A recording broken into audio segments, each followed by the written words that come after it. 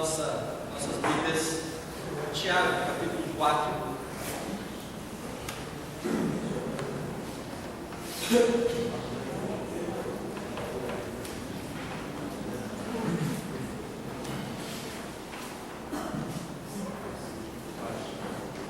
Tiago, capítulo 4, eu vou ler do verso 1 até o verso de número 10.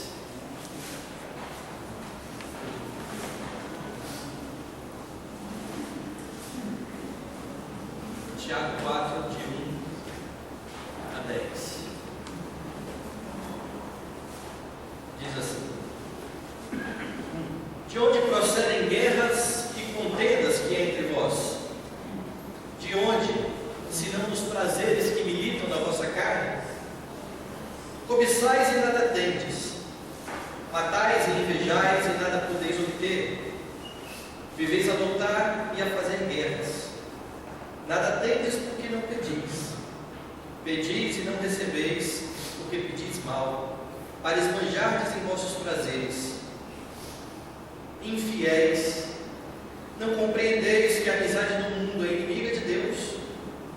Aquele, pois, que quiser ser amigo do mundo, constitui-se inimigo de Deus.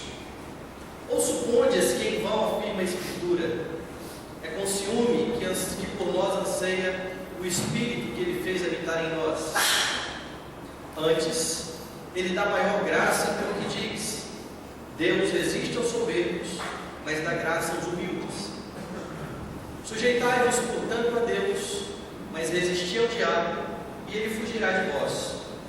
Chegai-vos a Deus, e ele se chegará a vós outros. Purificai as mãos, pecadores, e vós que sois de ânimo dobre, limpai o coração. Afligi-vos, lamentai e chorai. Converta-se o vosso riso em pranto, e a vossa alegria em tristeza. Humilhai-vos na presença do Senhor, e Ele vos exaltará. Vamos orar mais uma vez? Deus amado e bendito, exaltamos o Teu nome, Pai, e nesse instante que vamos mais uma vez voltar os nossos olhos para a Tua Palavra. Rogamos, ó Deus, que nos dês condições para que venhamos a aprender o ensino. Ajuda-nos, ó Deus, a manter a nossa atenção e o nosso foco no estudo. Ajuda-nos, ó Deus, no nosso cansaço. E instrui-nos nessa noite, para a glória e louvor do Teu nome. Em nome de Jesus. Amém. Irmãos, enfrentando as crises familiares, eu creio que quase ninguém passa por crise familiar aqui. Deve ser a minha única família que passa por isso.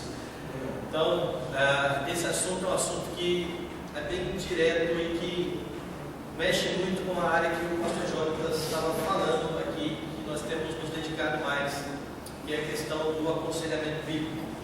Quando nós pensamos na família e no ambiente familiar, nós vemos que convivemos constantemente com conflitos. O tempo todo nós nos envolvemos em conflitos, seja por causa da chamada incompatibilidade de gênios, já que hoje muitas pessoas se divorciam por causa disso, incompatibilidade de gênios dos pais, seja por causa do chamado conflito de gerações, onde o pai e filho não conseguem se entender, porque alguns dizem que falam linguagens totalmente diferentes, vivem em realidades totalmente diferentes, e esse conflito aí de gerações faz com que muitas guerras aconteçam. E certamente a causa de muitas famílias estarem sofrendo são as guerras internas, são as pequenas discussões ou as grandes discussões, os momentos em que paramos de falar uns com os outros dentro dos nossos lares.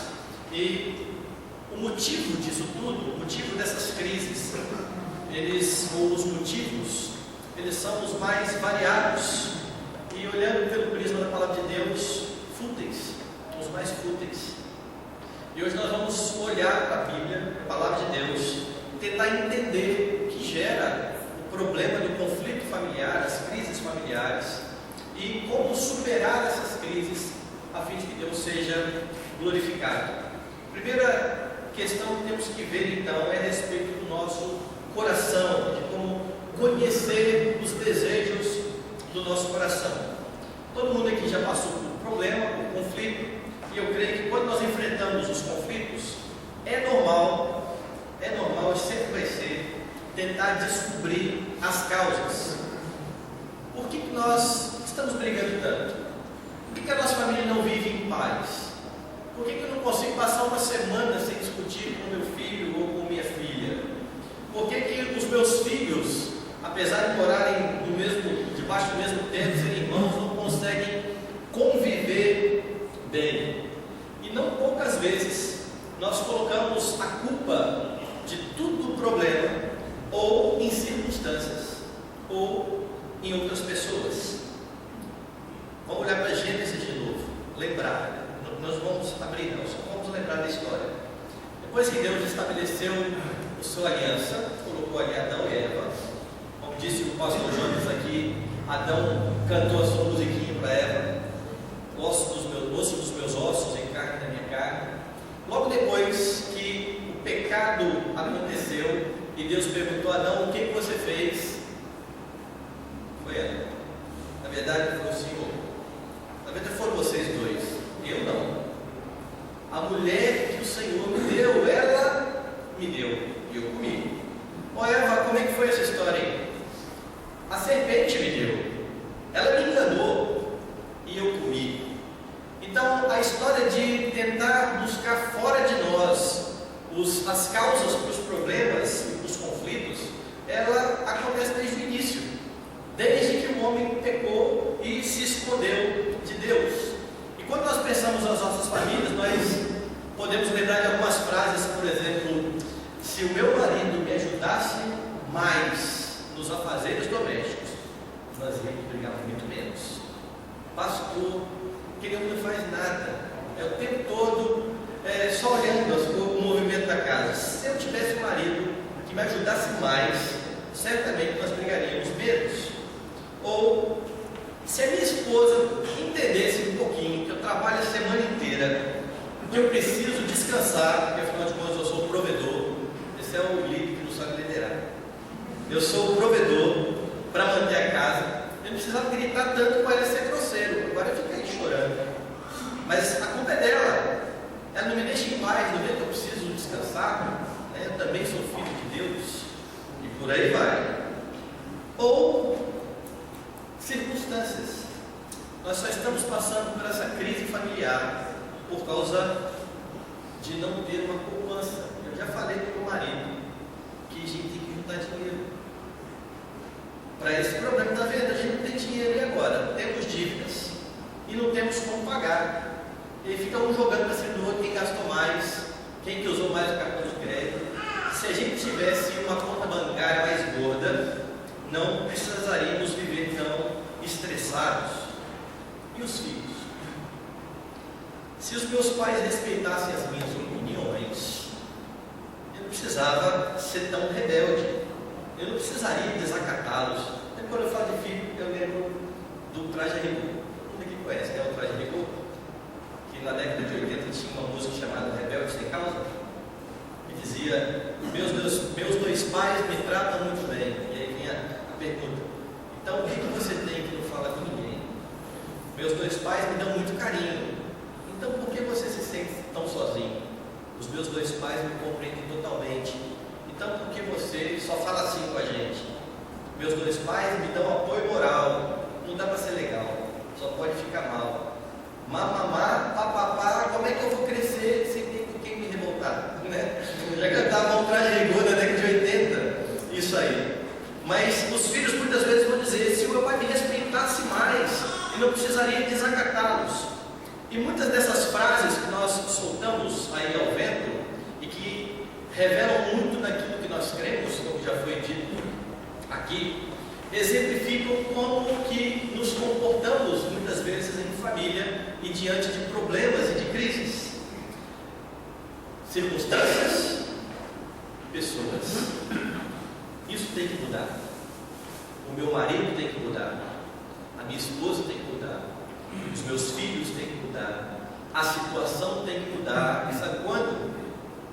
Ontem. Eu não posso esperar. Se eu viver mais uma semana desse jeito, eu vou surtar.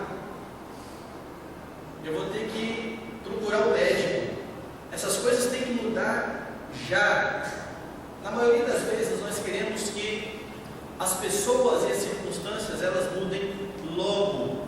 E o que está por trás de tudo isso é o entendimento de que nós não podemos ou não merecemos passar por aquilo que nós estamos passando. Tem algumas expressões que as pessoas usam que são interessantes. Tem gente que passa por um problema e diz assim: o que eu fiz para merecer isso? Tem. E eu já disse lá na igreja que se Deus resolver responder, não vai ser boa não a resposta. Nem um pouquinho. Mas geralmente nós nos colocamos como vítimas. E o grande problema disso tudo é que nós somos tão limitados que nós não conseguimos nem mudar circunstâncias e nem mudar pessoas. Ninguém aqui tem controle sobre a sua saúde. Por mais que todo dia corra, se alimente só de soja. Antinatural esse negócio, eu já falei com o pastor Jonas. Antinatural. Só de soja. Mas nada disso é garantia de que a pessoa não vá infartar daqui a pouco. Ou nada disso é garantia de que ela vai viver um pouco mais. Não estou falando que não tenhamos que fazer essas coisas, mas o fato de fazer não nos assegura isso. Lembre-se que Jesus, quando tratou de ansiedade com seus discípulos, falava justamente desse problema de nós não controlarmos nada, dizendo que nós não podemos acrescentar nenhum côvado. Todo mundo sabe o que é um côvado, né? A distância aqui da ponta do dedo até o cotovelo. Se a nossa vida fosse uma linha, Jesus estaria dizendo: vocês não conseguem acrescentar aí 30, 35, 40 centímetros de vida. Vocês não têm capacidade para isso, por mais que queiramos controlar, que gostemos de controlar, e isso desde o princípio. Qual foi a grande causa da queda? O desejo de querer ser dono do próprio nariz. Ó Eva, se você comer desse fruto aqui, ninguém precisa mandar em você mais. Você vai ser como Deus. Da pessoa, que coisa boa. Ninguém me dando ordem, ninguém me falando o que eu tenho que fazer.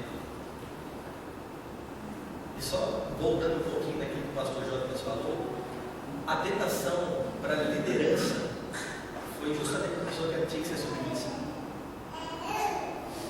O que tinha ali no coração de Eva? Poxa, eu não preciso ser viadão o tempo todo, né? Essa nossa vontade de tomar conta da situação e controlar, ela vem desde os nossos primeiros pais, mas não mudamos circunstâncias e não mudamos pessoas. Achamos que mudamos. Muitas vezes as mulheres casam achando que elas vão mudar os seus maridos, certo? Depois que ele casar, ele vai ver o que é bom para tosse. Deixa que eu vou botar ele na linha, vou ensinar tudo que a mãe desse indivíduo me ensinou para ele. Ele vai ver como que vai ser. E engana.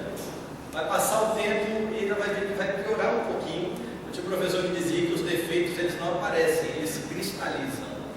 Ele sempre foi, sempre esteve lá, ele só ficou mais evidente com o passar dos tempos. Então a mulher casa achando que vai mudar o marido. Já o marido acha que a mulher nunca vai mudar. E eu estou falando de fisicamente. Vai ser sempre daquele jeito. Aí passa o tempo, ele entra nessa doidice aí de idade do lobo, da loba, de alguma coisa, e quer trocar a mulher por uma mais nova. Porque ele achou que a mulher nunca ia mudar, ela mudou. A grande questão, irmãos, é que nós não conseguimos mudar pessoas. Nós conseguimos até controlá-las. Nós conseguimos manipulá-las. Mas mudar corações nós não conseguimos. Seriam de fato as pessoas e as circunstâncias as causas dos nossos problemas, dos nossos conflitos? É a minha esposa que pega no meu pé para eu apagar a luz, vai ficar rindo agora, que vai mudar a minha vida? É eu o tempo todo tentando manipular a minha filha, que vai mudar o coração dela, transformar o coração dela como uma filha do Senhor? Tiago nos dá a resposta logo de imediato.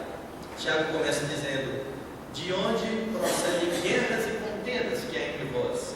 Pergunta, e logo responde: de onde, senão dos prazeres que militam na vossa carne? Você já viu um texto mais bélico do que esse na Bíblia? De onde que procedem as guerras? As guerras procedem das guerras. Mas que guerras são essas? Tiago vai dizer que existe guerra entre o homem e a sua esposa, o homem e seu filho, sua filha, entre a mãe e seu filho, sua filha, porque existe guerra dentro dos seus corações. Para Tiago, a grande causa das guerras e das contendas não está nem nos outros e nem nas circunstâncias, mas, segundo Tiago, nos prazeres que fazem guerra dentro da nossa carne, nos nossos desejos. A palavra prazeres usada por Tiago aqui, ela é traduzida em muitos outros textos por desejos. As nossas guerras procedem dos nossos maus desejos, segundo a tradução da NVI, que eu achei muito joia. As guerras têm origem dos maus desejos do coração ou da nossa cobiça. Lembre-se que a cobiça, ela está lá relatada lá nos 10 mandamentos, certo? Qual é o 10º mandamento mesmo? Não cobiçarás. E os outros mandamentos, eles são todos de fácil constatação externa: não matar, não roubar, não adulterar. Mas a cobiça não. A cobiça, ela nasce no coração. Daí então Jesus pega aquele jovem pelo pé, aquele jovem que se achava muito e que dizia: bom mestre, que farei eu para herdar a vida eterna? Cumpra os mandamentos. Quais? E Jesus cita: não matar, não roubar, honrar o pai e a mãe. E Jesus não cita o 10º. Teria ele esquecido de citar o 10º? Não. O jovem responde assim: mas isso aí, ó, desde a infância que eu faço. Só falta uma coisa então. Vai lá, vende tudo que você tem, dá aos pobres, me siga. E aí você vai ter um tesouro nos céus. E o texto diz que o jovem saiu triste porque cobiçava, certo? Porque era dono de muitos bens. O que Jesus fez com esse rapaz? Mostrou a ele que ele quebrava toda a lei. E o judeu sabia muito bem que quando quebrava uma, era culpado de todos. E é por isso que Jesus também, no Sermão do Monte, vai pegar o cumprimento externo da lei e vai na motivação para se cumprir a lei. Ouvistes o que foi dito: não adulterarás. Eu, porém, vos digo: todo aquele que olhar com intenção impura já adulterou. Ouvistes que foi dito: não assassinarás. Eu, porém, vos digo: quem chamar o seu irmão de tolo já assassinou o seu irmão. Jesus não está simplesmente preocupado com o cumprimento externo, como nós. Às vezes nós simplesmente achamos que uma boa maquiagem resolve as coisas. Para Jesus não. Para Jesus, ele vai diretamente na fonte de tudo isso, no coração. Tiago então está dizendo que a cobiça é justamente o nosso grande problema.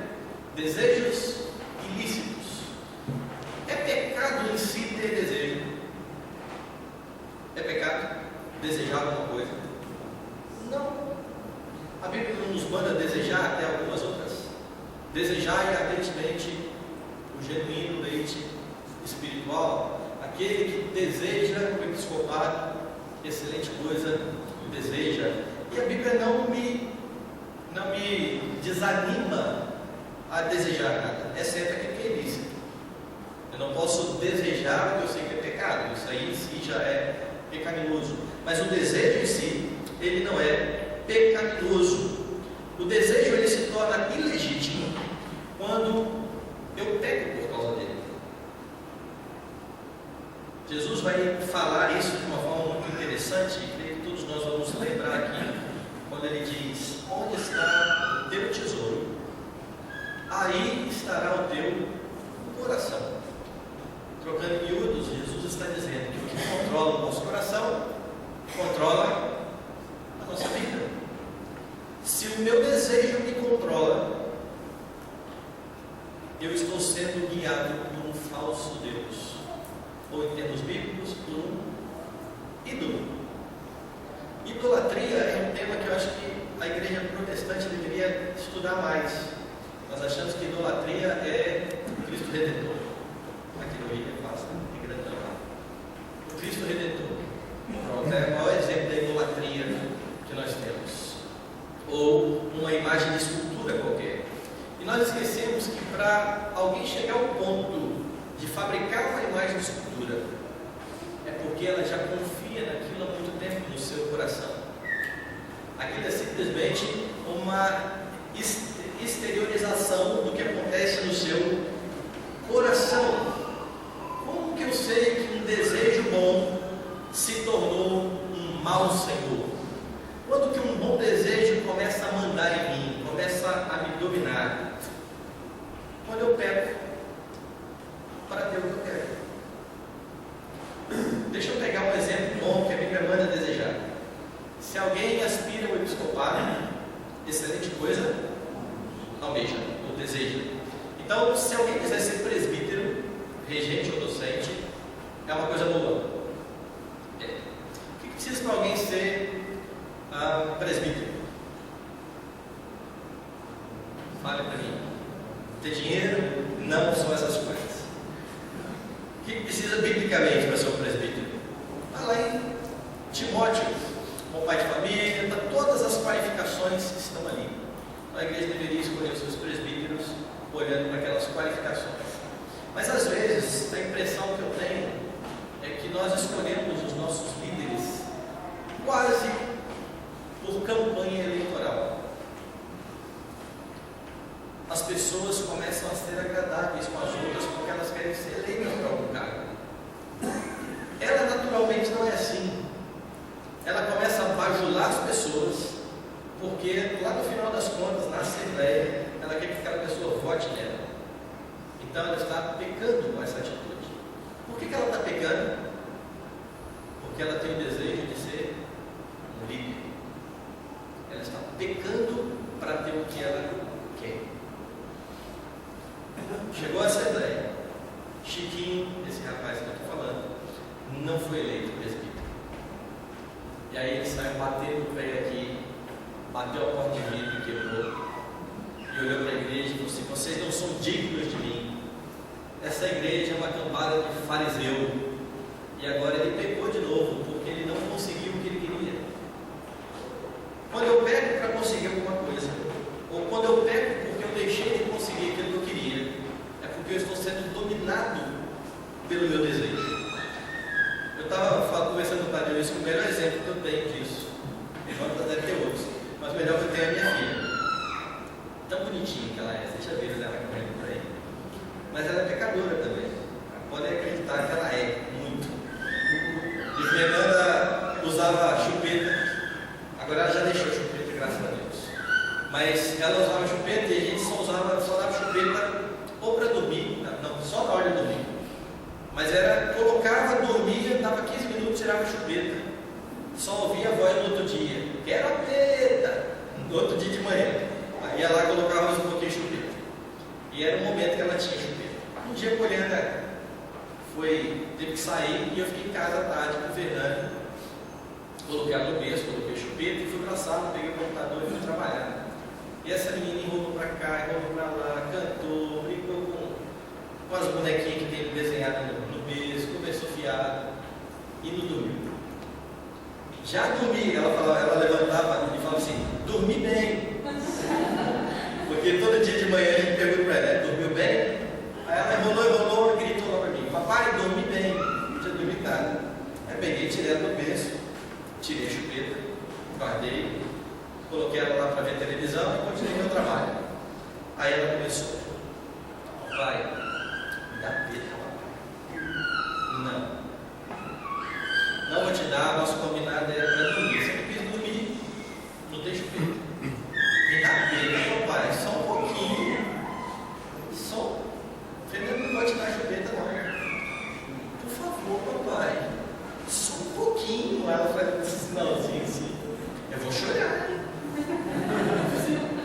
Pode chorar. O que essa menina está tentando fazer? Quebrar o meu coração mole, não é? Com essa vozinha mole, eu vou chorar. Está tentando me manipular. Sabe o nome disso? Pecado. Pecado. E por que ela está tentando me manipular? Porque ela ama aquela chupeta. A chupeta é a salvação da vida dela. A chupeta me dá tranquilidade, me dá paz. É tão gostoso ficar com a chupeta. Eu preciso dessa chupeta. Então eu vou dar uma manipulada no meu pai. E eu falei, não vou dar chupeta não. Se quiser chorar, eu dou motivo para você chorar agora. Aí o pessoal da década de 80 aí vai lembrar de novo. Eu estou muito década de 80 hoje, né? Vocês lembram de Gremlins? Gremlins eram uns bichinhos bonitinhos, né? E quando molhava? Lembra o que acontecia? Quando molhava o Gremlin? Reproduzia. E depois da comida, depurando de noite, virava aquele monstro feio, né? E os bichinhos tão bonitinhos viravam aquele monstro. Pois então, a minha filha bonitinha, que estava com o papai, botou o dedinho assim, que ela sabe mandar bem.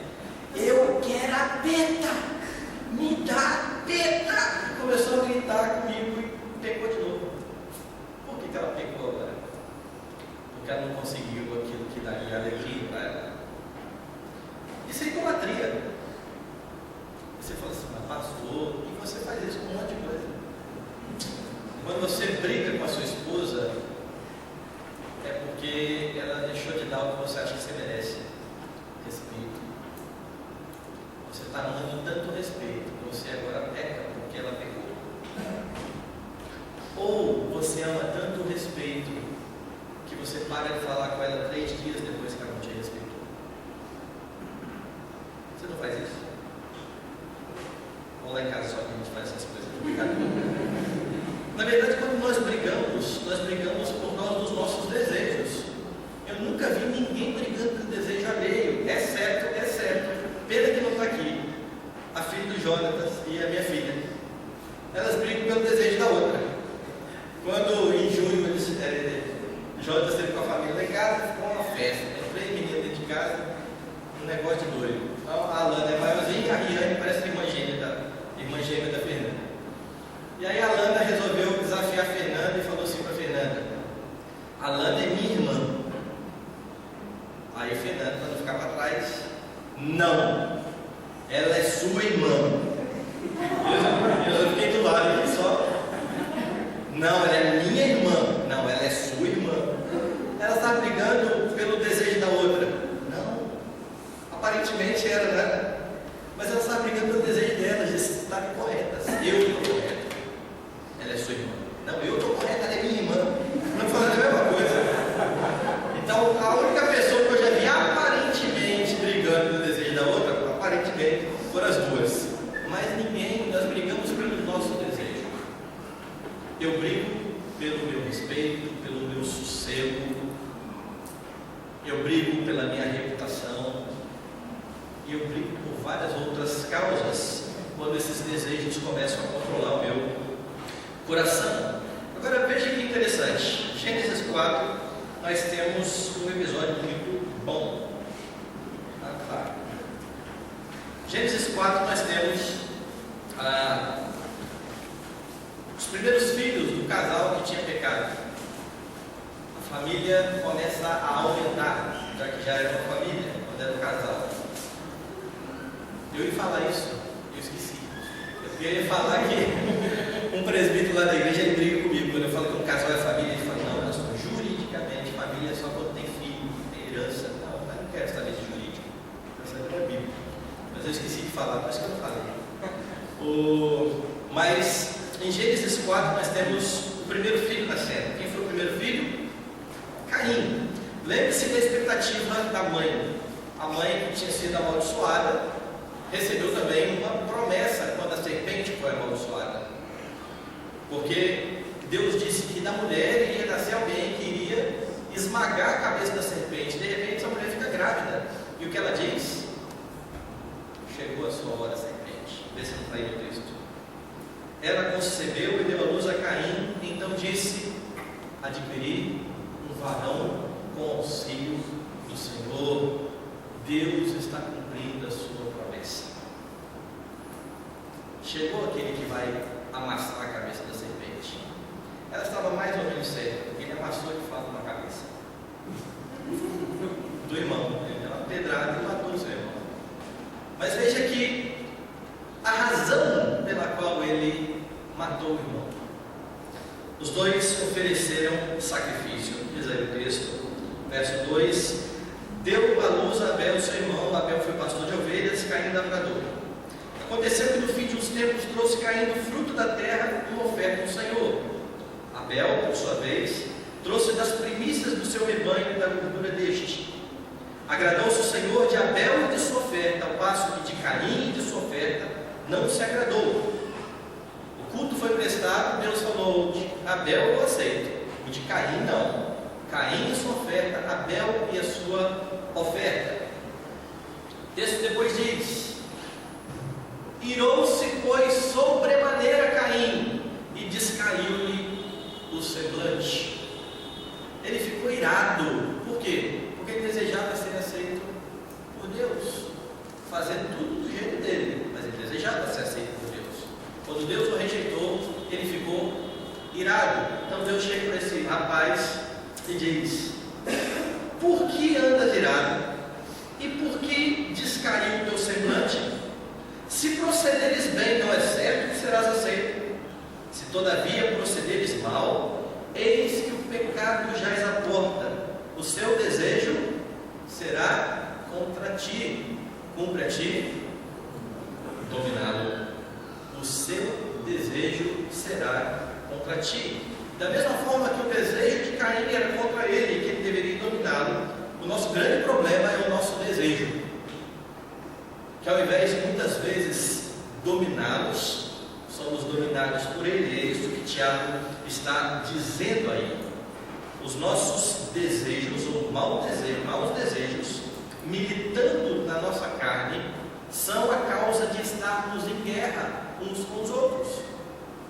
Eu brigo por causa daquilo que eu quero, mas qual é a razão disso tudo? Tiago continua dizendo que é uma guerra muito maior, que é a minha guerra com Deus. Por que eu estou falando em guerra com Deus? Volte lá em Tiago, capítulo 4.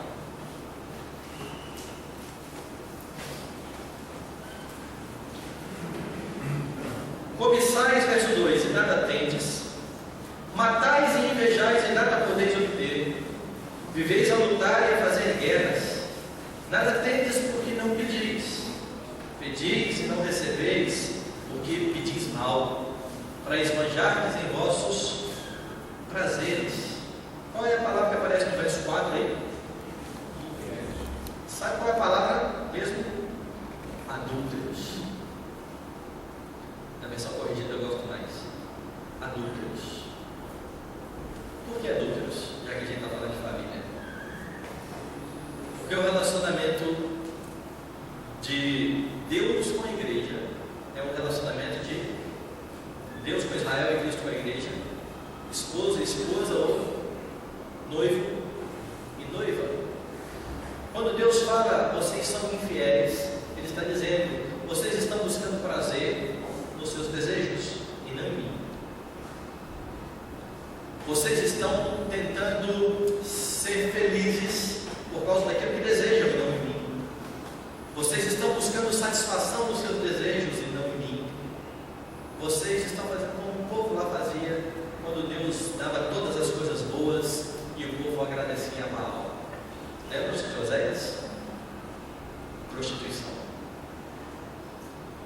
Buscar alegria, buscar prazer, buscar satisfação em coisas ou em pessoas é substituir o Deus verdadeiro por um ídolo, por um falso Deus. Então o Tiago está dizendo que as guerras e as contendas, elas acontecem por causa das guerras do meu coração. E essas guerras do meu coração acontecem porque eu estou em guerra contra Deus. Deus me manda fazer alguma coisa e eu digo, eu quero fazer essa outra coisa. Deus me diz, busque o meu reino e a minha justiça. E eu digo, estou mais interessado no meu reino e na minha justiça.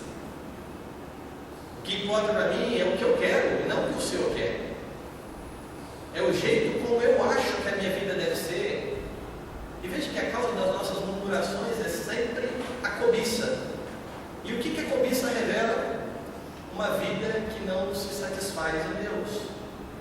Quando nós começamos, nós estamos na prática dizendo: o Senhor não sabe cuidar muito bem de mim. O Senhor não sabe que eu preciso de um carro Honda Civic do ano zero, que todo mundo tem e eu não tenho. O Senhor não sabe que eu preciso ter mais saúde. Por que pessoas que não servem o Senhor têm e eu não tenho? Se você quiser um retrato muito legal disso, olha o Salmo 173 depois. Quando Asaf começa dizendo: Deus é bom, quanto a mim, quase me resvalar nos pés. Razão, eu invejava os arrogantes. Eles têm saúde, eles têm dinheiro, eles têm um auditório, todo mundo ouve o que eles querem dizer. Eu estou servindo ao Senhor à toa. O que fez Asaf ter uma visão tão distorcida da vida e buscar alegria nas coisas que os ímpios tinham? Ele diz lá: até que entrei na casa do Senhor e atentei para o fim deles. Isso foi quando ele voltou à comunhão com Deus. Então, o que tinha feito ele olhar para os ímpios era tirar os olhos de Deus e colocar os olhos nas coisas. Eu vou ser feliz quando tiver o que o ímpio tem. Eu vou ser feliz quando eu tiver uma esposa como aquela esposa fulana da igreja. Que mulher joia! E nas nossas brigas nós revelamos isso. Eu gosto muito do Paul Tripp com o pastor João. Você tem uma coisa que ele fala que eu achei o máximo. Ele disse que, discutindo com a esposa dele, ele virou para ela, sempre querendo ter razão, e falou o seguinte: saiba que 90% das mulheres da igreja gostariam de estar casadas comigo. Isso é um bom argumento, né? Para a verdade. Você já falaria isso, não? Um momento todo na vida. Não falar, não? Você não sabe com quem você está casado. Eu sou um achado. Sabe o que ele ouviu de volta? Pois sabe que eu estou entre os 10% que não querem. Ela sabia bater bem também. Dois pecadores. Com a gente assim mesmo. Mas veja bem, as brigas são por causa disso. Por que minha esposa vai brigar comigo se eu sou um marido tão bom? Eu posso alistar as minhas qualidades todas. E fala assim: você tem que botar o braço para cima e dar graças a Deus que você casou comigo. Você não casou com quem fulano lá. Pensou como sua vida ia ser? Dê graças a Deus, submeta-se e fique atento ao Senhor. Nós fazemos da mesma forma o tempo todo. Agora, quando nós temos desejos que não são satisfeitos, nós temos um perigo muito grande de transformar isso de fato em um falso Deus. E nós vamos fazer tudo para conseguir isso. Porque o que o ídolo faz? Ele faz a mesma coisa que Deus faz. Promessas. Deus não nos promete muitas coisas? Deus promete uma infinidade de coisas na Escritura. E o ídolo, ele não promete muitas coisas? Promete: se você tiver um carro desse, você vai ser feliz. Isso é a promessa. Qual a diferença da promessa de Deus com a promessa dos ídolos? Deus cumpre. Os ídolos não têm capacidade disso. Nós acreditamos numa mentira. É por isso que por trás de toda a idolatria está o dar ouvidos ao pai da mentira, a Satanás.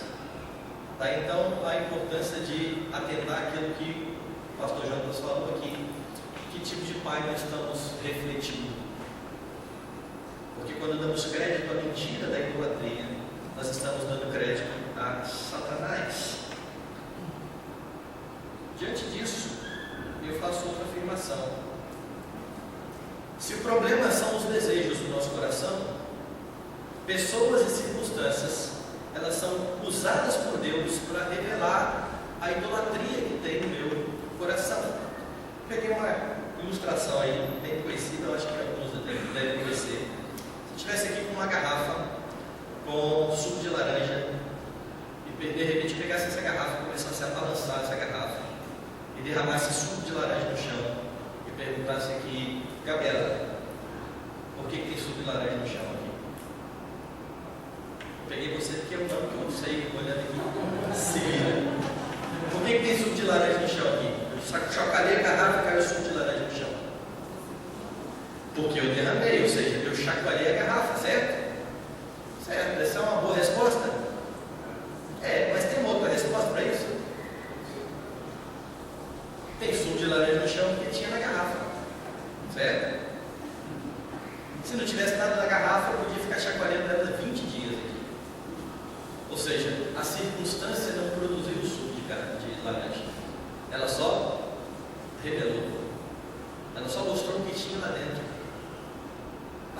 circunstância não me faz agir como eu acho.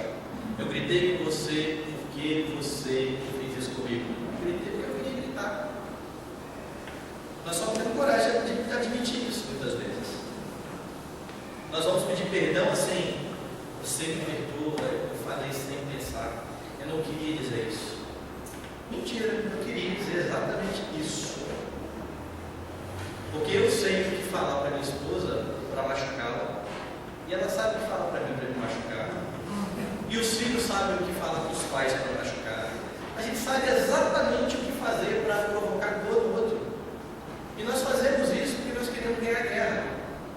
Porque eu estou lutando pelo meu desejo. Então eu não tenho que falar, foi a circunstância que me fez agir assim, ou foi essa pessoa que me fez agir assim. Não. A circunstância ou a pessoa simplesmente mostrou o que tem no meu coração. Jesus passou por vários problemas, por várias circunstâncias parecidas com a nossa. Alguém xingou você? Sua esposa já te xingou? Xingamento branco, preguiçoso, branco. Já agrediu sim verbalmente? Você já agrediu sua esposa ou seu filho? Menino com déficit de inteligência, burro, né? Já fez isso com seu filho? Mas você é burro, hein? Nós já fomos agredidos. O que geralmente a gente faz? Bateu, levou. Certo? E tem crente que ainda fala assim: eu sou bom, hein? Mas quando eu sou ruim, eu sou melhor ainda.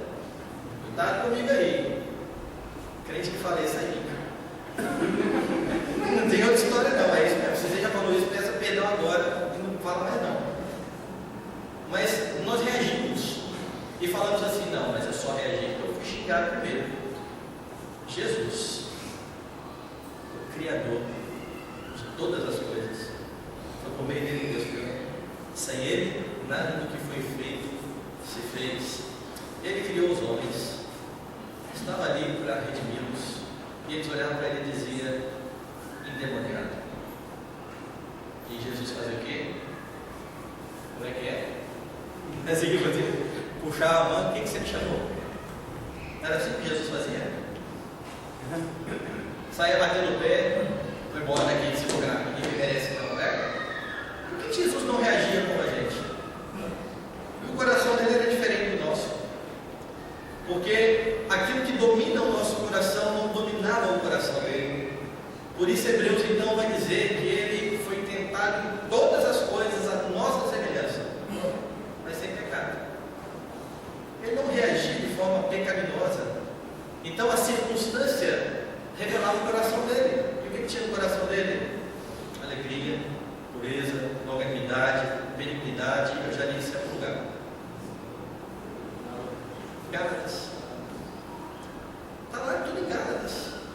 E quando as circunstâncias o apertavam, ele revelava o seu coração. Uma história que eu acho muito boa para ver isso: Jó. Jó perdeu de uma vez só família, bens, saúde, certo? Mas junto com Jó tinha uma pessoa chamada mulher de Jó. Não sei o nome dela. Mulher de Jó, ela passou por tudo isso. Ela perdeu os filhos, ela perdeu o dinheiro, ela só não perdeu a saúde. Oi? E nem mais não, mas ela também não perdeu ela. Pior para ele. Porque foi ela que chegou lá para ele e falou: amaldiçoa seu Deus e morre. A circunstância adversa fez essa mulher reagir do jeito que o coração dela pedia. Mas você sabe o que está no texto hebraico? Abençoa seu Deus aí e morre. O amaldiçoa nossa é porque a ironia não seria muito bem entendida. Mas o termo lá é: abençoa Deus agora. Está vendo que nós recebemos? E como é que Jó reagiu à mesma circunstância? Deus deu, Deus tomou. Louvado seja o nome do Senhor. Cada um reagiu de acordo com aquilo que está no seu coração. Quando você discute com o seu filho, você reage de acordo com o que está no seu coração. Quando você briga com a sua esposa, você reage de acordo com o que está no seu coração, e com o seu chefe, e com qualquer pessoa, e quando chuta o cachorro também.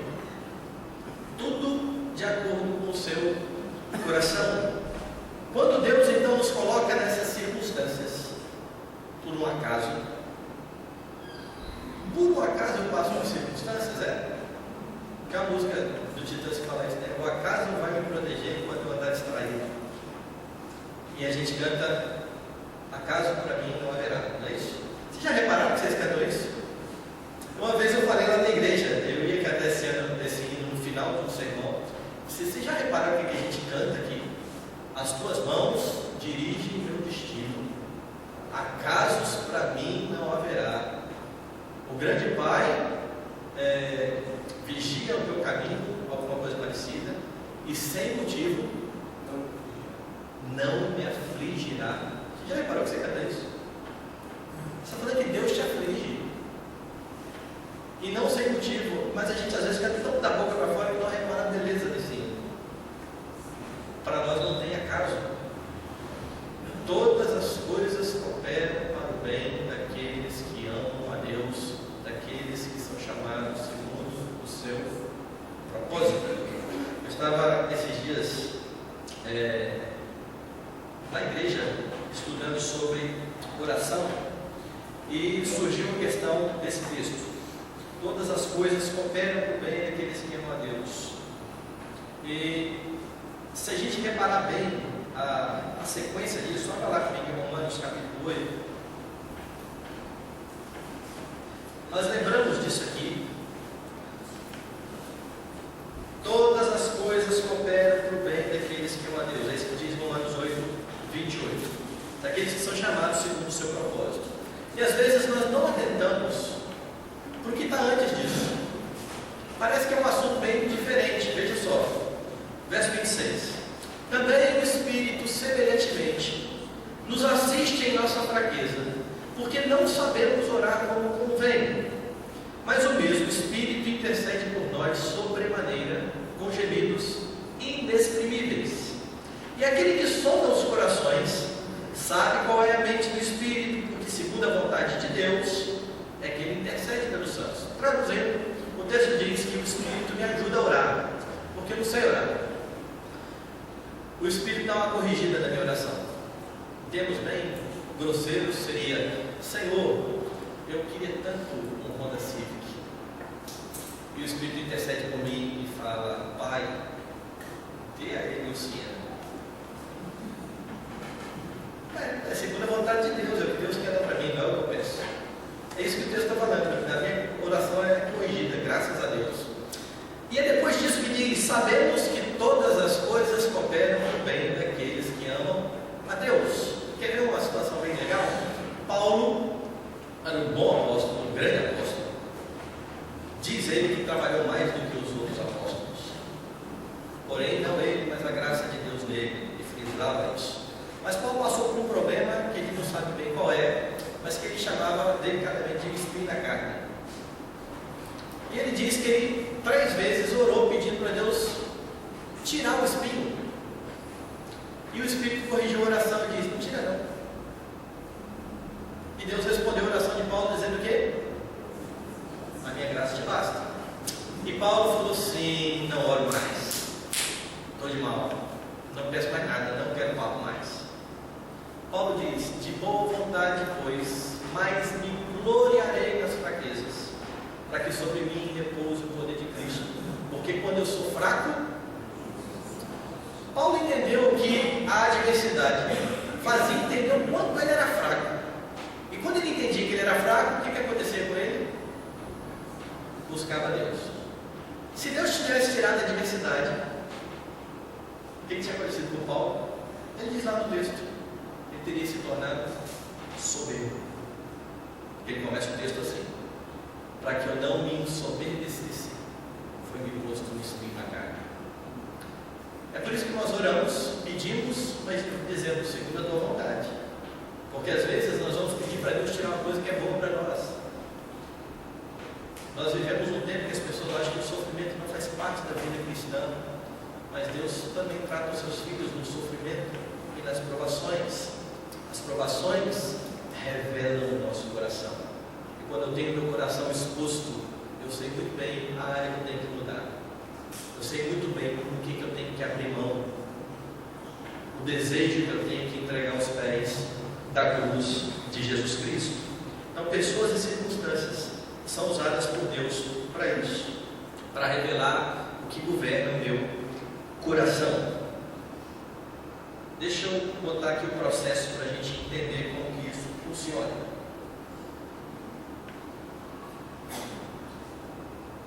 Opa!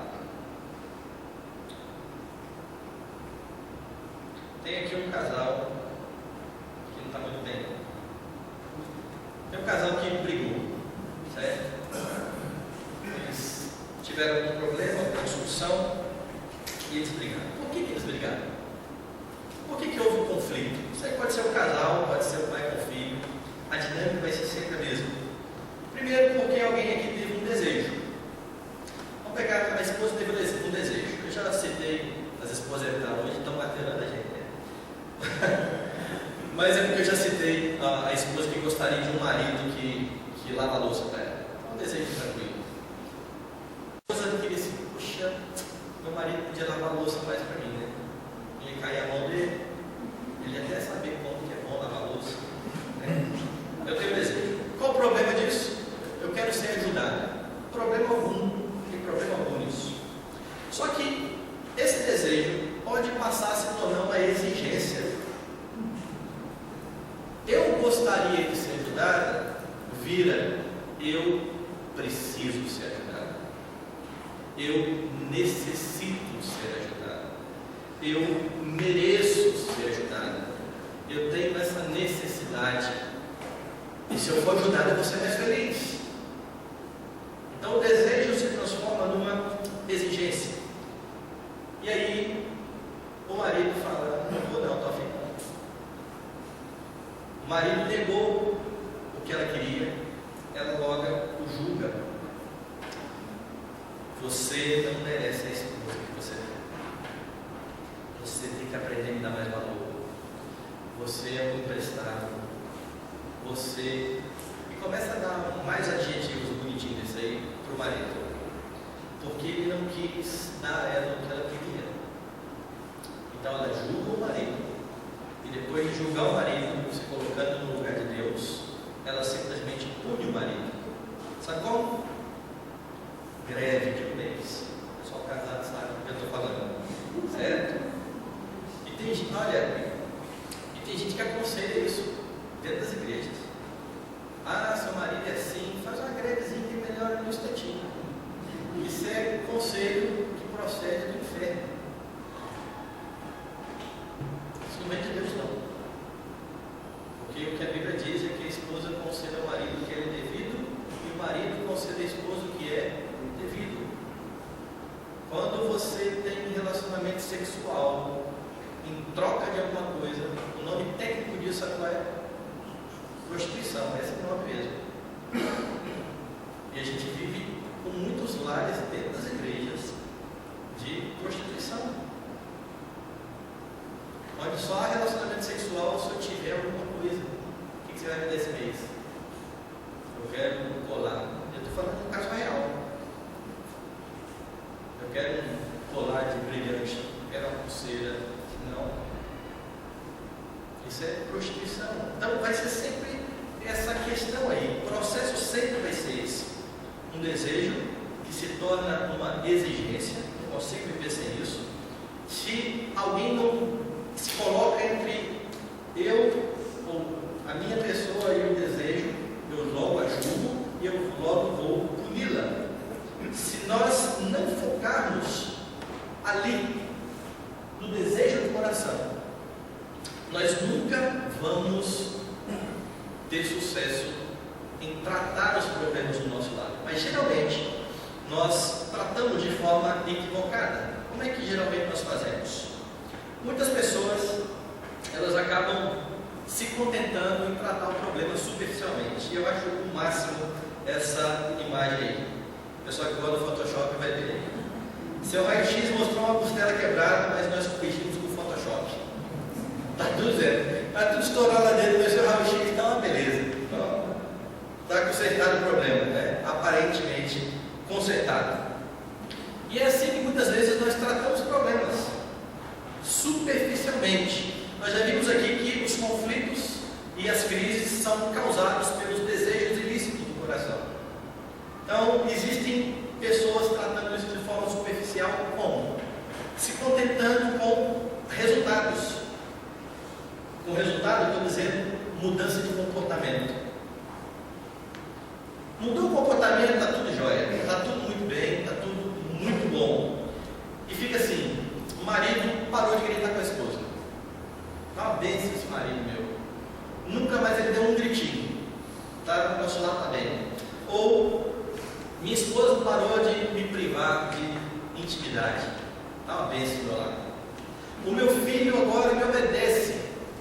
O pai prometeu um presente para o filho. Se você me obedecer o mês todo, você vai ganhar um PlayStation. Até eu obedeço qualquer um de vocês. O 3. Não obedecer qualquer um, tem que ser o 3. É lógico que o filho vai obedecer, mas assim, nossa, está muito bom, porque a família tem paz. Depois que eu falei para o meu filho que se ele não se comportar, ele não vai ganhar o PlayStation, esse menino que era um diabinho, virou quase o Arcanjo Miguel. Ele está um doce de pessoa. Então, o que acontece nisso aí? Usando o mesmo exemplo. A esposa pune o marido porque esse marido não o ajudou. Quando ela faz isso, além de punir o marido, ela também está manipulando o marido. Porque afinal de contas, o marido quer relacionamento íntimo. E ela fala, só se você me ajudar. Então ela puniu, e ao mesmo tempo que ela puniu, ela deu uma manipulada. Esse rapaz, na outra semana, lavou a louça, varreu casa, limpou o banheiro, tirou o cocô do cachorro, um brinco. Esse rapaz agora, esse marido, agrada a sua esposa só para ter sexo. Ele não está agradando a esposa porque ele entendeu que, como marido, ele tem que viver a vida dentro do lar, que, como marido, ele tem que tratar a esposa como parte mais frágil, tudo aquilo que vocês viram aqui na palestra anterior. Ele não entendeu nada disso. Ele simplesmente está sendo dominado e controlado pelo sexo, que é o ídolo dele. E quando ele faz o que a esposa quer, ele faz para manipular a esposa. E a pergunta aí é: quem que manipula quem nessa história? Está manipulando o outro o tempo todo e vivendo felizes para sempre, uma casa tranquila, em paz, até o dia que a esposa disser o seguinte: agora eu quero um marido que lava a louça, tira o cocô do cachorro e que 3 vezes por semana me leva no shopping. É só ela arrumar mais uma necessidade. Ou o marido para de perder o apetite sexual. Ele não tem mais importância para o sexo. Aí não tem por que mais fazer o que a esposa quer. E é isso que o seu filho vai fazer quando ele não se agradar mais com a PlayStation. Ele vai parar de te obedecer, porque você não está ensinando ele a honrar Deus na obediência. Você está ensinando ele a ser egoísta e fazer aquilo que é bom para ele. Está valendo o PlayStation? Estou dentro. O que eu vou ganhar agora? E é isso que nós fazemos quando nós focamos no comportamento simplesmente. Nós não podemos fazer isso, porque quando nós focamos no comportamento, nós ficamos escravos dos nossos desejos. E isso não honra a Deus. Isso pode até aparentemente parecer muito bom. Temos muitas famílias assim, onde não tem discussão, não tem problema nenhum, mas só por causa de manipulação. Não há honra a Deus. Não há submissão da esposa por honra a Deus. Não há liderança em favor da esposa por honra a Deus. Não há obediência dos filhos aos pais por honra a Deus.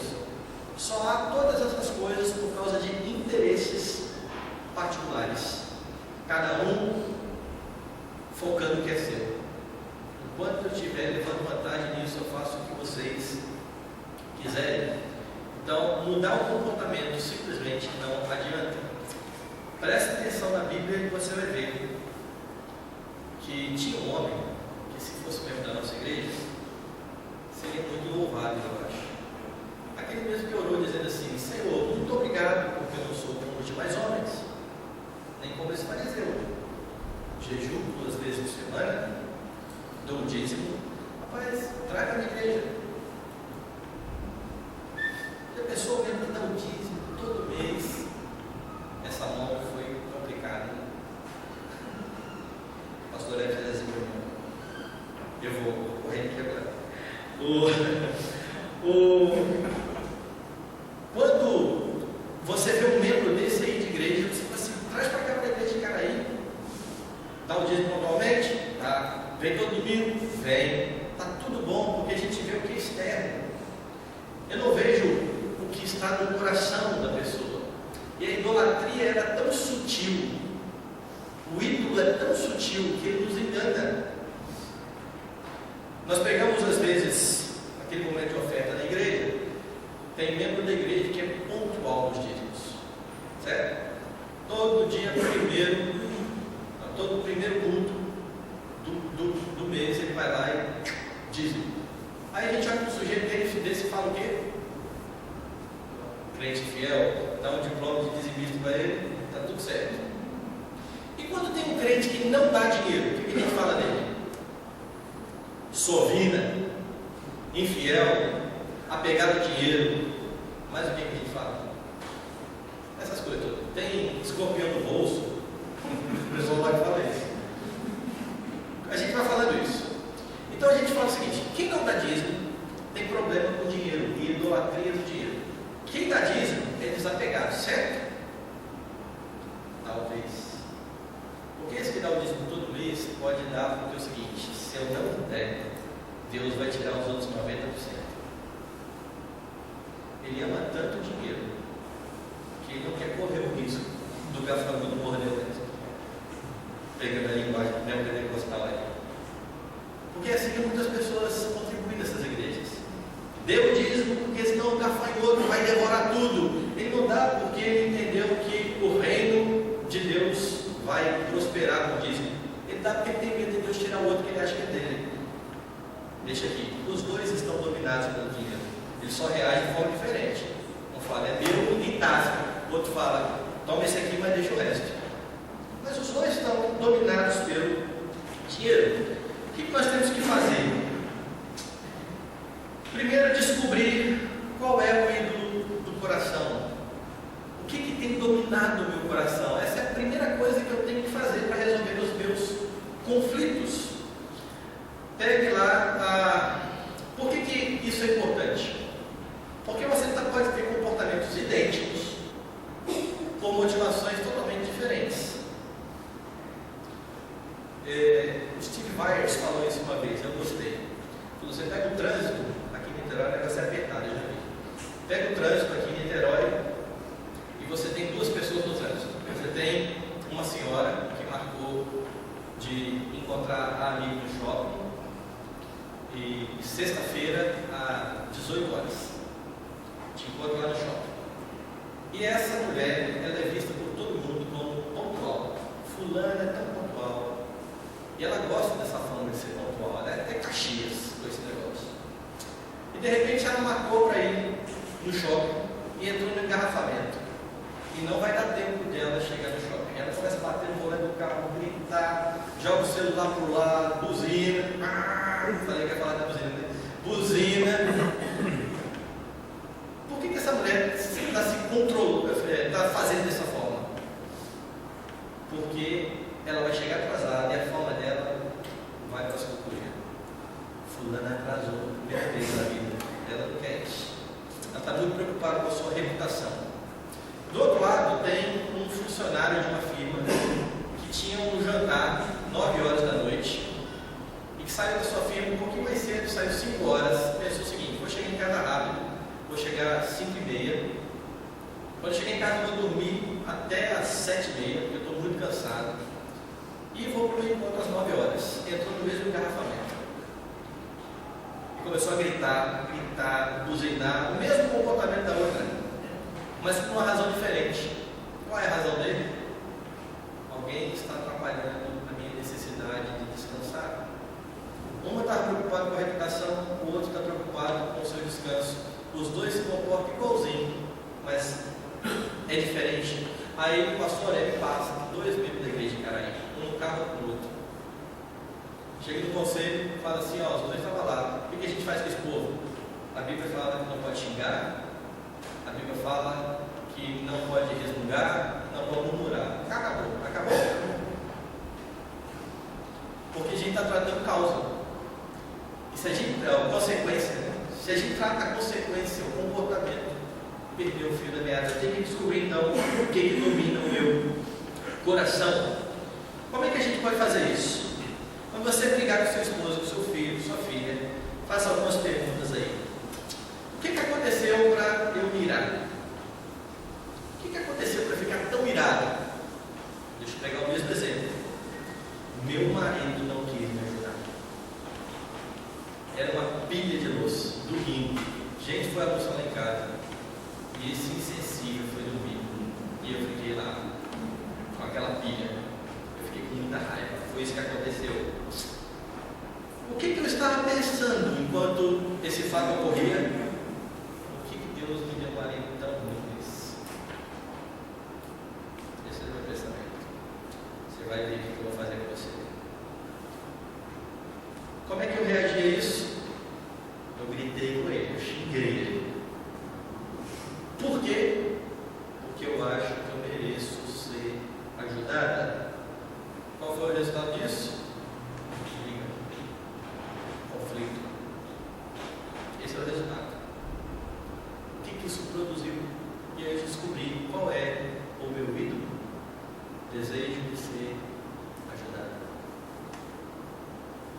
Essas perguntas elas podem nortear justamente a nossa vida para entendermos como nos comportamos e por que fazemos o que estamos fazendo. Onde está o meu tesouro, onde estará o meu coração.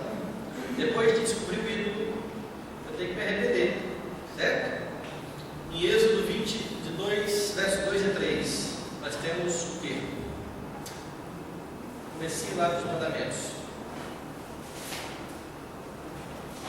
Eu sou o Senhor teu Deus, que te tirei da terra do Egito, da casa da servidão. Não terás outros deuses diante de mim. Lembra do Salmo 115? Os ídolos deles são: tem olho e não enxerga, tem ouvido e não consegue ouvir, tem boca e não sai palavra nenhuma. Há uma maldição ali. Torne-se semelhante a eles todos os que o fazem, certo? E todos os que neles confiam. O adorador fica parecido com o seu ídolo. É por isso que você tem pessoas que só pensam em dinheiro. Vão na programação da igreja, quanto quer. Ah, mas a gente vai pintar a igreja, essa tinta está muito cara, não. Tudo é em termos monetários, tudo. Vamos ter mais um filho, quanto vai custar? Tudo é dinheiro. Ele se torna como ídolo, e ele pensa como ídolo. Eu vi uma ilustração uma vez muito interessante. O texto diz: não terás outros deuses diante de mim. É como se o ídolo ficasse aqui na frente e eu não visse mais nada. Eu não vejo mais as pessoas, eu só vejo meu ídolo. Então, se eu não tenho ídolo, eu vejo a Deus, amo as pessoas. Se tem um falso Deus, eu não vejo mais as pessoas, então eu não mais as amo. Eu não amo mais a Deus e eu não amo mais as pessoas. Eu só amo a mim mesmo e é aquilo que eu desejo tanto. É por isso que eu grito com o outro. É por isso que eu agrego o outro. É por isso que eu xingo o outro. O tempo todo é por causa disso. Então eu tenho que me arrepender disso. Perdão, Senhor, porque a minha esperança está num marido mais atencioso. Não que isso seja ruim, um marido mais atencioso. Perdão, Senhor, porque eu estou achando que eu vou ser mais feliz se a minha esposa mudar. Eu vou ser mais feliz se meu filho só tirar 10. Tem pai que briga, não tem nada a ver com o caderno, não. O pessoal sobre nota lá. Eu falo que eu não posso sair com o pessoal antes das palestras, depois os exemplos ficam muito próximos. Mas tem pai que briga com o filho por causa de nota. Outro 9,5. Que negócio é esse? Cadê o 10? Meu filho tem que ser nota 10. Por que meu filho tem que ser nota 10? Estou preocupado com ele, com a honra de Deus, com a glória de Deus. Ou eu quero chegar no meu grupo de amigos e falar assim: já viu o boletim do meu filho? Lá no Facebook. Facebook é legal. Facebook é feira de vaidade. Eu vou confessar aqui. Eu entro nessa também, de vez em quando, mas é feira de vaidade. Olha só como eu sou legal. Olha como eu conquistei isso. Olha o meu filho. Boletim 10, 10, 10, 10, 10. Então, eu começo a cobrar do meu filho que ele seja aluno nota 10 por causa de mim. Porque eu quero um filho nota 10. E às vezes eu não percebo que meu filho não é nota 10. Eu vou contar um segredo para vocês. Mas não é todo mundo que é nota 10, não. Sabia? Os pais não sabem disso. Não sabem. Tem filho que nunca vai ser nota 10. Então você não tem que dizer você tem que ser nota 10. Você tem que ser o melhor de acordo com a capacidade que Deus te deu. E às vezes a capacidade dele é ser nota 8. E se a capacidade dele for para ser nota 8, ele tirar 5, aí você briga com ele. Mas perceba se você não está brigando pela forma errada e pela forma errada. O que nós temos que ensinar é honre a Deus com a capacidade que Ele te deu, seja nota 10, nota 20, nota 8. Mas não são todos que vão ser o melhor aluno da sala, até porque não existiria a expressão melhor aluno da sala. Se todo mundo fosse nota 10, certo? O pessoal que não gosta de estudar deve não é você não. Por dentro. Não faça isso, mas desculpa quando eu estudar. Não faça como o preguiçoso de Provérbios dizendo tem um leão lá fora. Não é isso, não. Não é isso. Faça o melhor que você pode fazer com a capacidade que Deus te deu. Mas às vezes nós estamos brigando pelo meu desejo.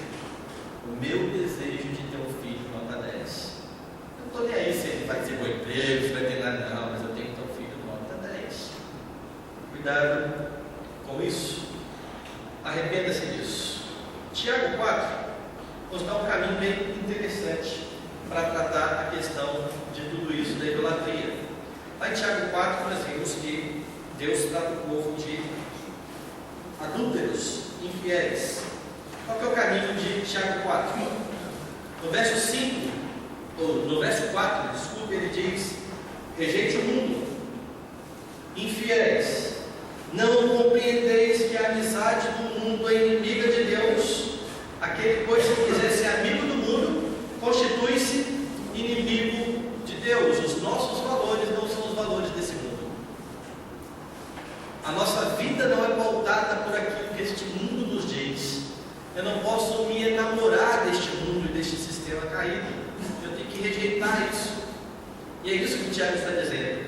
Vocês estão se amoldando ao mundo. Aquele que se amolda ao mundo é inimigo de Deus. Então rejeite o mundo.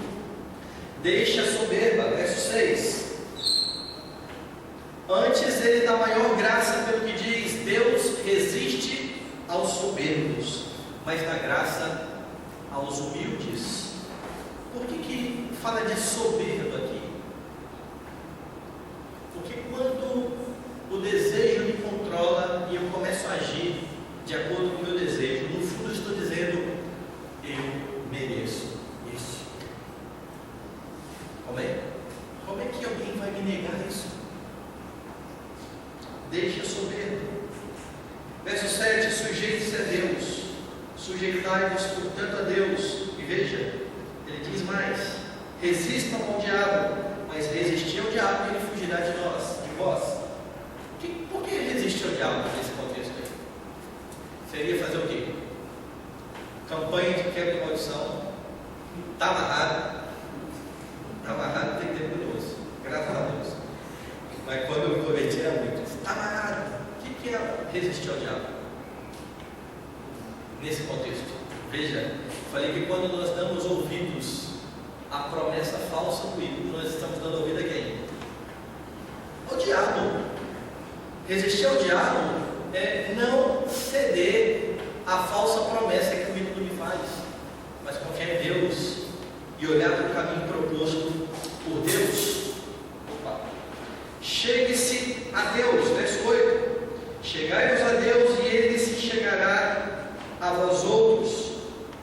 Purificai as mãos, pecadores, e vós que sois de ânimo dobre, limpai o coração. Verso 9: lamente-se pelo pecado, afligi-vos, lamentai e chorai, converta-se o vosso riso em pranto e a vossa alegria em tristeza.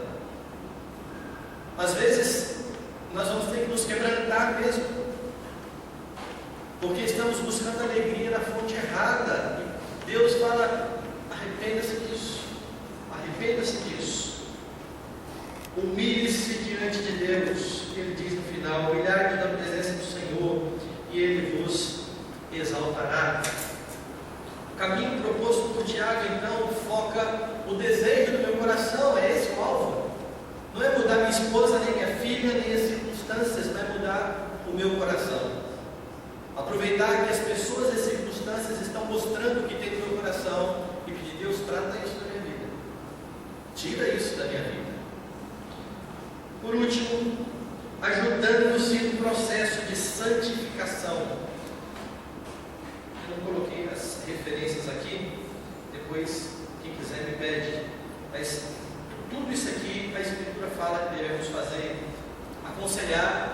aconselhando-vos uns aos outros, admoestando-vos uns aos outros, confrontar. Se teu irmão pecar contra ti, vai até ele, se ele te ouvir, ganhaste teu irmão, repreendendo.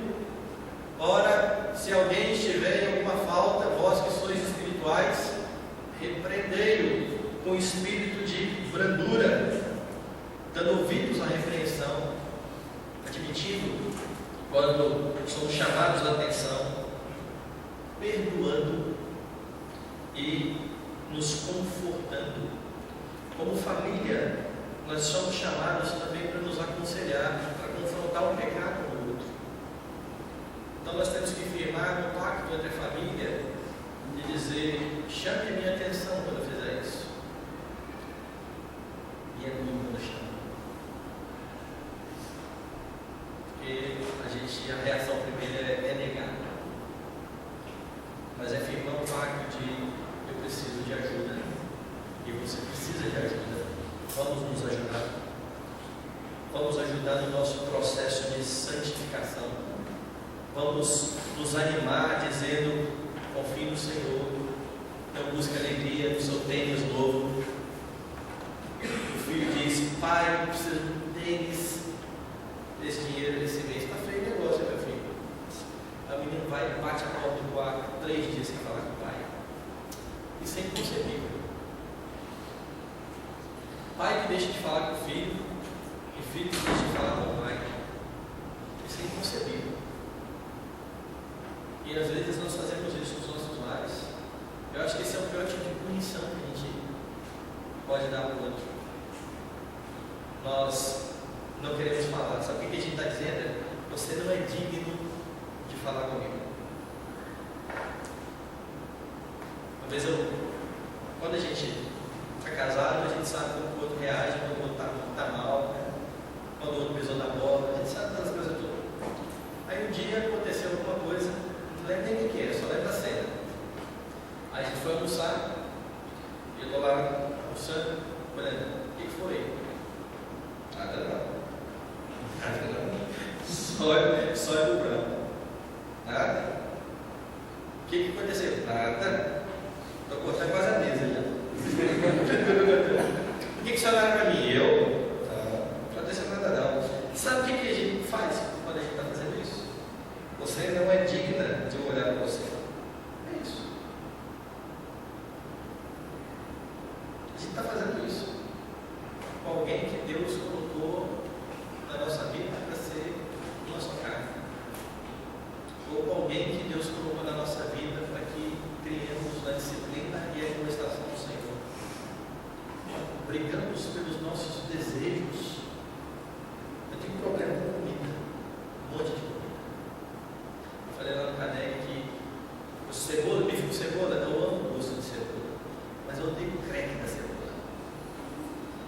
E como eu falei que a gente casa achando que vai mudar o outro, não foi diferente conosco. Minha esposa falou, vou botar ele na linha, vai comer de tudo. Até hoje o negócio vai complicado, vai comer de tudo. Mas uma vez o Fernanda ficou bravo com esse negócio de comida, ele falou assim, também não vou mais fazer comida separada com você não, sem ser bom. E eu fiquei com esse negócio na cabeça, martelando aqui. Pô, mas eu mereço, né, fazer uma comida diferente para mim. Eu gosto de sentir o crédito da cebola. É um negócio meu. Aí eu cheguei em casa, tinha uma comida boa, ela resolveu fazer uma comida gostosa para me agradar.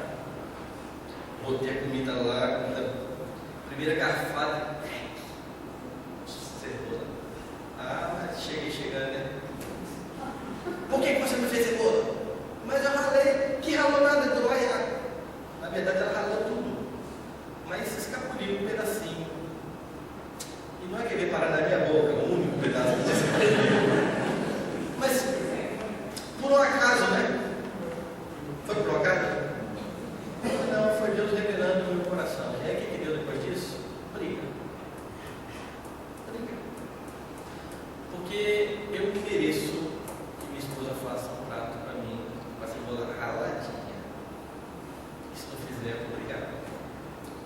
Desejos. O problema é que a gente está fazendo isso dentro da instituição mais preciosa que Deus nos deu. Família. Lá.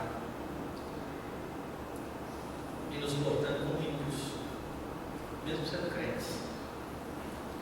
Servindo a ídolos em vez de seguir ao Deus verdadeiro. Servindo ao nosso próprio eu. Fazendo a nossa própria vontade. Porque no fim das contas, o que nós gostamos mesmo é de ser adorados, servidos.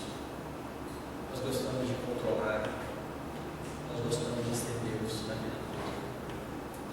E quando nós fazemos isso, estamos roubando a glória do Deus verdadeiro, daquele que é o único digno de ser adorado e que colocou você na família que Ele tinha que colocar, não foi por acaso.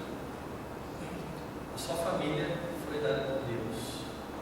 Por mais enjoado que seu marido seja, por mais chato que essa esposa possa ser, por mais rebelde que possa ser o seu filho, Deus deu cada um deles. Sabe qual é o objetivo disso tudo? Formar na sua vida o caráter de Jesus Cristo. Porque Ele prometeu que faria isso. E Ele não vai desistir disso.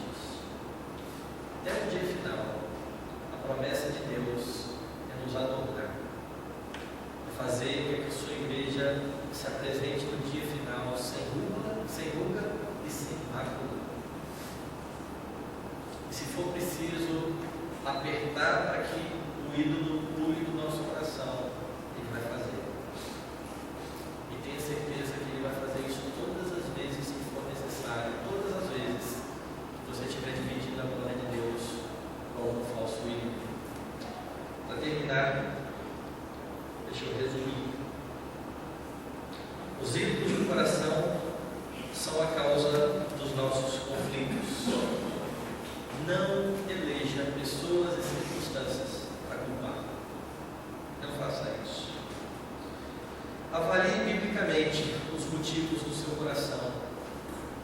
Você age como você age por causa do que você quer.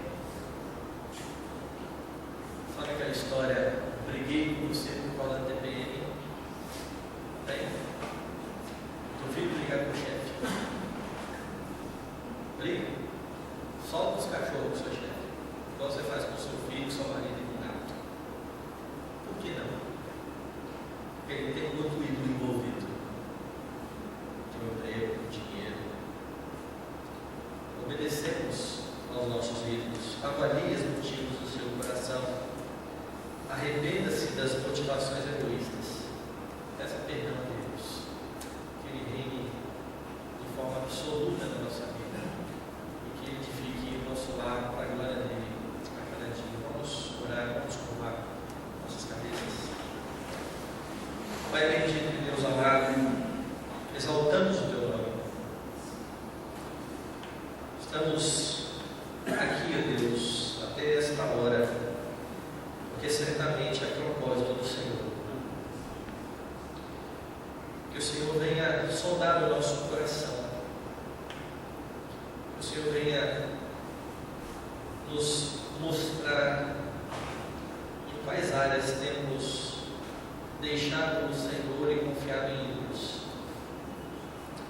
Que o Senhor nos faça nos arrependermos e que o resultado do nosso arrependimento seja o cessar dos conflitos do lar. Ajuda-nos, ó Deus, a considerar o cônjuge e os filhos superiores a nós mesmos. Ajuda-nos a servir em vez de querer ser servidos. Ajuda-nos, ó Deus, a agir como o nosso Redentor, que diante de situações tão diversas, adversas, diante de situações tão difíceis, diante de tantas ameaças, diante de tantos xingamentos, agiu de acordo com